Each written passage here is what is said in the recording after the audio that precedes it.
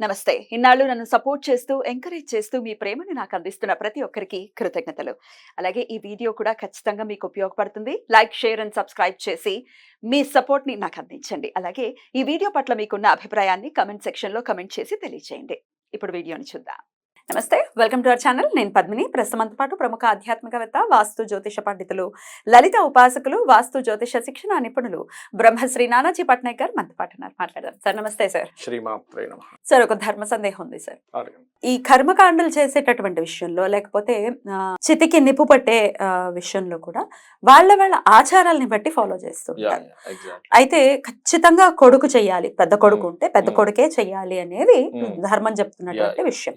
Follow చేసే దాన్ని బట్టి కాలక్రమేణా కొన్ని మార్పులు, పెద్దవాళ్ళు చెప్పక కొన్ని కొత్త విషయాలు అడాప్ట్ చేసుకోవడం, ఇట్లా రకరకాలుగా జరుగుతుంది. అయితే కొంతమంది ఏ ప్రాంతమో ఏంటో అనేది పక్కన పెట్టేస్తే, ఎవరో అసలు కజిన్స్ ఎవరో లేకపోతే రిలేటివ్స్ ఎవరో చనిపోతే ఎవరి చేతో నిప్పు పెట్టించడం అనేది జరుగుతూ ఉంటుంది. అసలు ఏమిటి పద్ధతి, ఇలా చేయొచ్చా?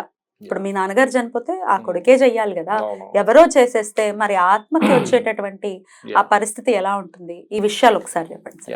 మీరు చాలా మంచి ప్రశ్న వేశారు. ఎందుకంటే నాకు కూడా తెలిసి చాలా మంది అడుగుతుంటారు కదా. మేము జరుగుతుంటాయి.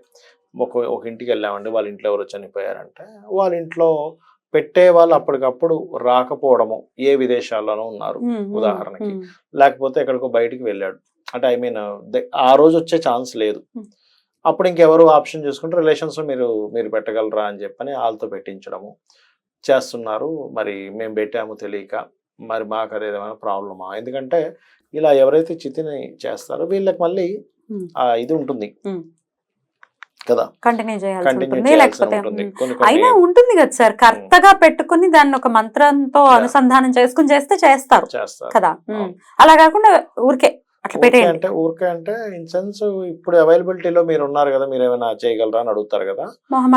ఇలాంటి సందర్భాల్లో సిచ్యువేషన్స్ ఎట్లా ఉంటాయంటే, అది మంచా, అది మేము చేసాం మాకేమైనా ప్రాబ్లమా అని డౌట్ వస్తుంది చాలా మందికి.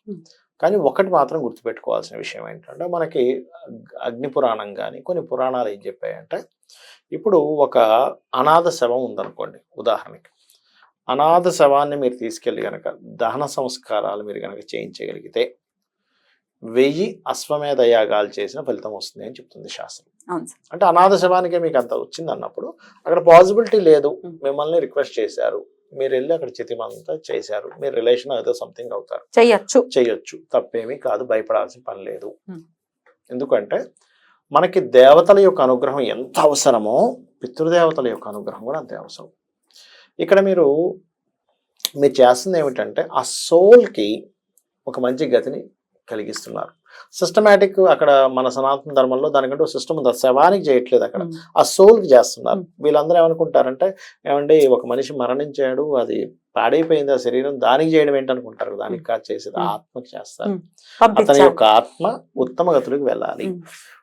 ఉత్తమ గతులను చెందాలంటే ఏం చేయాలి? దానికి ఒక ప్రాసెస్ ఉంది. ఇది ఓన్లీ సనాతన ధర్మంలో మన దాంట్లో మాత్రమే ఉంటుంది, వేరే దాంట్లో ఉండదు. వెరీ క్లియర్గా మనకి ఆ 4 సినిమాలు చూపించినట్టుగా 11 రోజులు అక్కడే తిరుగుతుంటుంది ఆత్మ. తిరుగుతూ ఇంత అంగుష్ట మాత్రం మీద, మనకి ఇది గరుడ పురాణంలో ఉందమ్మా, ఇంత ఉన్నటువంటి ఆ సోల్ సైజు ఇంత అవుతుందట ఇవన్నీ అయ్యేసరికి. ఇవి కనుక ఎవరైతే చెయ్యలేదో అది పిశాచమే తిరుగుతూ ఉంటుంది పాపం. శాస్త్రంలో ఉంది, అది నేను చెప్తుంది కాదు. మీరు గరుడ పురాణం తీసి కనుక చదివితే అది పిశాచ జన్మనైతే అక్కడే తిరుగుతూ ఉంటుంది పాపం. దాని బాధ దాన్ని మళ్ళీ అది ఆ పిశాచ జన్మ కొంతకాలం ఉంటుంది, అది ఎప్పటికీ లైఫ్ లాంగ్ అలా ఏమి ఉండదు. దాని తర్వాత నార్మల్ ఇది అవుతుంది. మరి అదేదో పిశాచ జన్మ ఎత్తుతుంది కదండి, మనకేమిటి అనొచ్చు. మన సనాతన ధర్మంలో ఏంటంటే, మనం ఏదైతే వాళ్ళకి ఉత్తమ గతులను కలిగించామో వాళ్ళ యొక్క బ్లెస్సింగ్స్ ఈ యొక్క ఫ్యామిలీకి ఉంటుంది.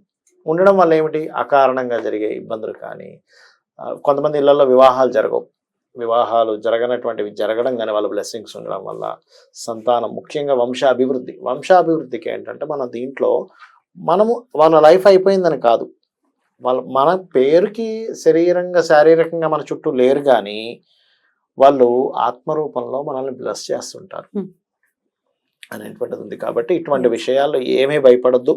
అంటే పరిస్థితి అలా వచ్చింది, మనం ఒక అడుగు ముందుకు వేసి చేయండి, తప్పేం కాదు. రాముడు జటాయుకి చేయలా? ఆ, మరి ఎంత చక్కటి మాట చెప్పారు మీరు.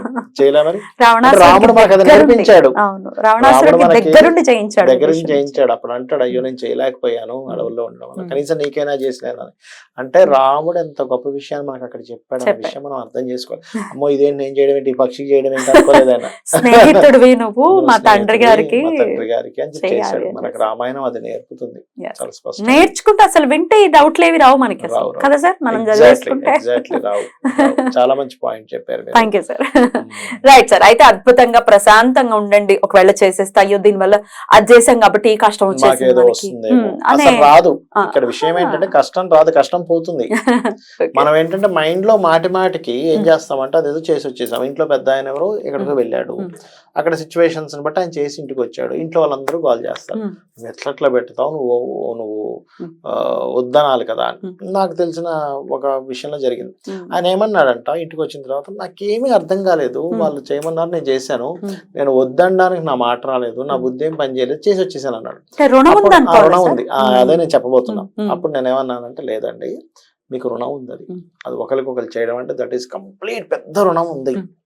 అది రుణం ఉంటేనే చేయగలడు. ఆఖరికి తండ్రికి కొడుకు చేయాలన్నా రుణం ఉండాలి. అంతే, లేకపోతే అడ్డంకి వచ్చేస్తుంది. మనం ఏమనుకుంటాం, ఒక పూజ చేస్తున్నాము, మనం ఏదో ఆర్భటంగా డబ్బులునే చేస్తున్నాం అనుకుంటా. కాదు, రుణం ఉండి అంటే భగవంతుడు మనకి చెయ్యు అని చెప్పి ఆజ్ఞ వల్ల మనం చేస్తున్నాం. ఇలాంటివి మనం రుణం ఉండి చేస్తాం.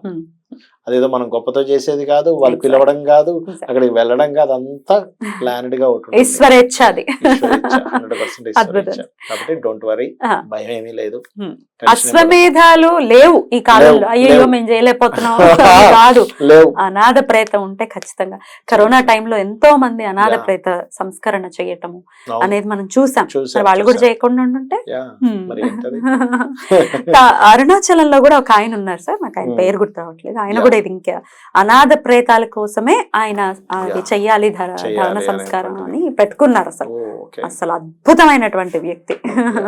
ఆయన్ని ఒకసారి, ఆయన పేరు కుమరన్ను ఏదో వస్తుంది, అద్భుతమైన. సో చెయ్యొచ్చు 100% చేయొచ్చు. డౌట్స్, భయాలు, ఏదో చేస్తే ఏదో అవుతుందని. ఇక్కడ ఏమవుతుందంటే మనం మైండ్ లో ఏదో అవుతుంది మైండ్ లో తిప్పుకుంటాం చూసారా, దాని వల్ల అపార్థాలు, అనవసరమైన ఇబ్బందులు వస్తాయి. దీని వల్ల కాదు.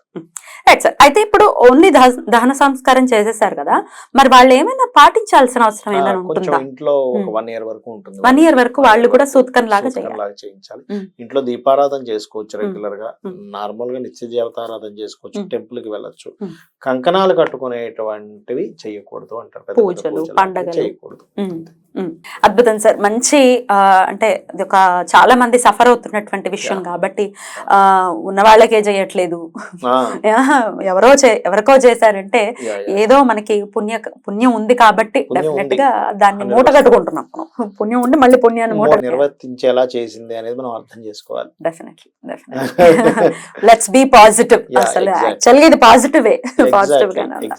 రైట్ సార్, చాలా బ్యూటిఫుల్ గా ఎక్స్ప్లెయిన్ చేశారు sir. Thank you so very much. నమస్తే సార్. శ్రీమాత్రే నమః.